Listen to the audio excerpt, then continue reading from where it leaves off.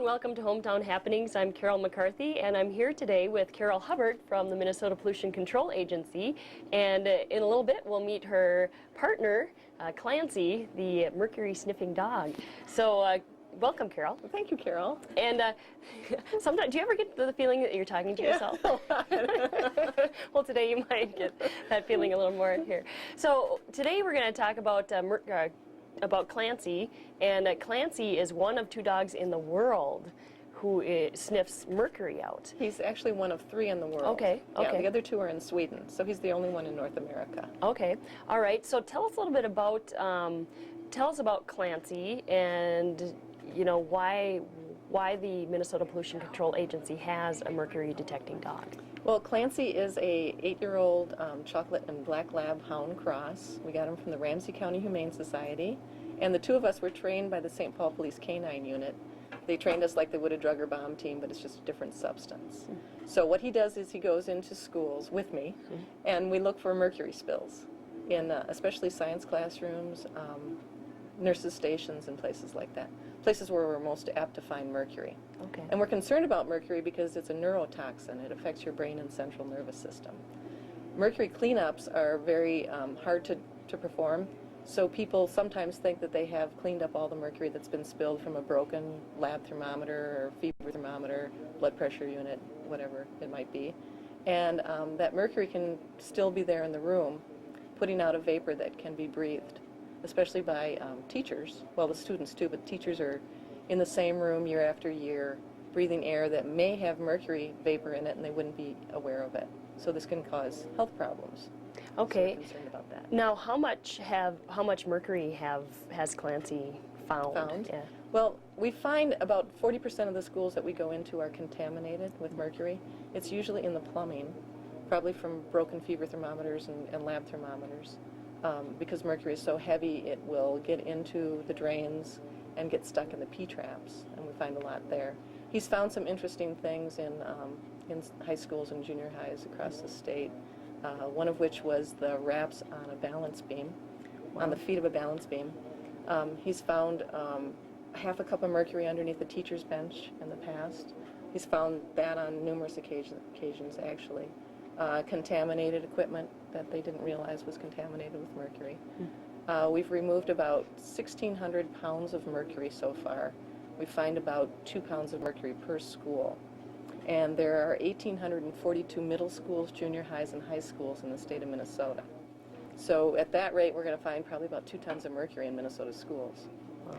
We have schools pledged to be mercury-free, and they sign on agreeing to do an inventory of their school. They run around their facilities looking for anything that would contain mercury, especially lab thermometers and barometers, things like that. And then we gather those together and get them out of the school before they get spilled and cause spills that can be very expensive to clean up. So how much would it typically cost, say, a school to have, mercury cleaned up, or to find, I mean, is Clancy the only way you can find mercury in a school, or are there other ways?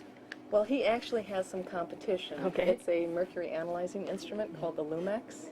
It was developed by the Russian Navy, and it's a portable piece of equipment that's very sensitive to mercury.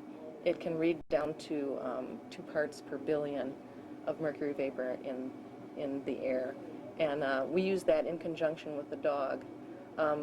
Why we like to use him is he's very fast at what he does. He can go into a room and scan the room and find any mercury spills that may exist in about a quarter of the time that it would take us to do it.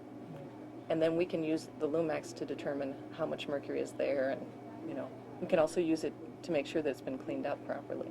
Okay. We had a couple spills in Minnesota recently at the beginning of the year, end of last year too, that cost hundreds of thousands of dollars to clean up. So what we're doing now is we have a new effort associated with our program. It's called Get the Mercury Out Now. The legislature passed a law in May prohibiting mercury in schools in Minnesota, and what we've agreed to do is take the mercury and mercury-containing equipment out, pay for the disposal, at no cost to the school. The Mercury Free Zone program is free too to the schools. We'll come in and do a mercury search. We'll also do educational presentations and help them find any mercury equipment that they didn't find when they inventoried the school.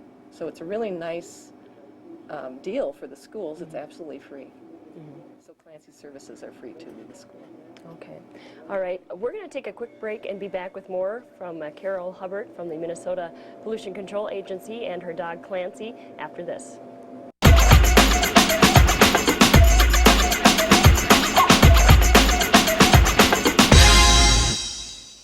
And I'm Carol McCarthy, back with Carol Hubbard from the Minnesota Pollution Control Agency on Hometown Happenings. And today we're talking about Clancy, the mercury sniffing dog, her partner. And tell us a little bit about how Clancy is trained to sniff mercury. Well, as I said before, we were trained by the St. Paul Police K-9 unit. And what we did was we introduced him to a jar of mercury, had him sit and stay, and then rewarded him with his favorite toy, which is a tennis ball. Okay. And he was chosen from 200 dogs that the police looked at. They were looking for a dog that was very enthusiastic about a tennis ball, because this is his motivator to make him work. And Clancy's very focused on his job because he wants that tennis ball so badly. So we just did that over and over again. We hid that jar of mercury in cabinets and drawers, and every time he found it, we rewarded him with a tennis ball. So does the mercury have an effect on Clancy? You know, it has an effect on humans. I'm assuming it would have an effect on a dog. Yeah, we're very concerned about his health because there's a risk in breathing mercury vapor. He doesn't get a lot of exposure though. And we have his blood checked every 6 months to make sure he's okay, and he has been. He's been below detection or below normal levels in his blood.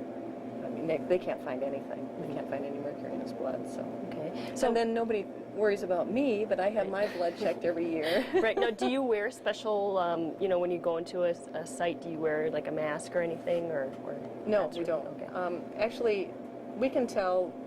The dog will find mercury, and he's a passive indicating dog too, which means he sits and stays to get his reward and to indicate to us that he's found mercury.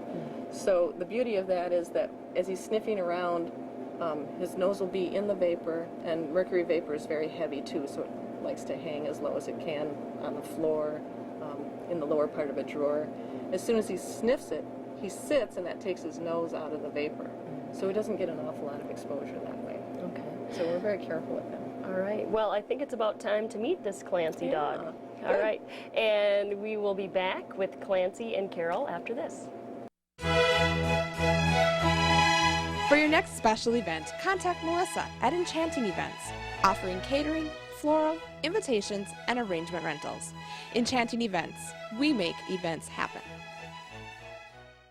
All right, and I'm back with Clancy, the mercury sniffing dog, and Carol Hubbard, and they're a team that goes around to facilities, schools, businesses. Just schools. Oh, actually. Schools mostly. Okay, schools solely, and they search for mercury that may be in drains or anywhere that mercury may be found, any vapors. So we're going to see Clancy in action now. Okay. I have a code phrase that I use to get the dog to start working, and it's based on the nickname for mercury, which is Quicksilver. So I say to him, Clancy, Clancy, sit. Clancy, find quick, find quick. Find quick. Let's go over here. Find quick.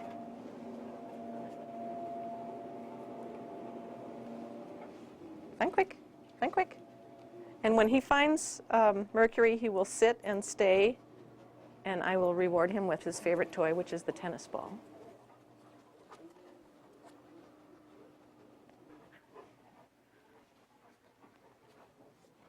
Find quick. Oops.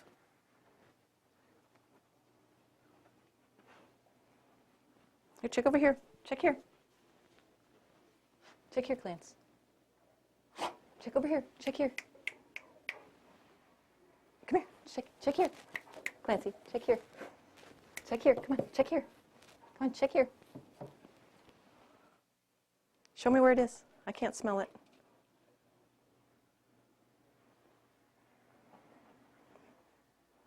There he goes. Good boy. You found quick that a boy. Good dog. So let me show you what he's found. We have a canister that we use, and it has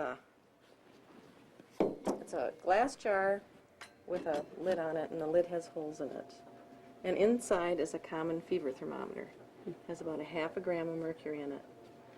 Now, I talk to a lot of kids throughout the state, and I make sure that they know that mercury is silver, because I have a lot of kids tell me that mercury is red. And I think it's because we have lab thermometers that contain a red alcohol, Right. and they think that's mercury, because it's a thermometer, but it isn't. So it is silver, and I tell them if they find this, it's a silver liquid at room temperature, and if they find it anywhere in their school or in the environment, that they should tell an adult and have them call the police or the fire department and have them have it cleaned up, because it's very dangerous stuff. It's the second most toxic element that we know of, so it's pretty dangerous. We can't smell, taste, or see the vapor, so you can be breathing the vapor and it can cause you trouble. And that's left to Clancy to Yes. smell that. Yes. Well, Carol Hubbard, thank you so much for being on Hometown Happenings with me today, and Clancy as well, and good luck in your endeavors. Thank you very much. Thanks for having us, Carol.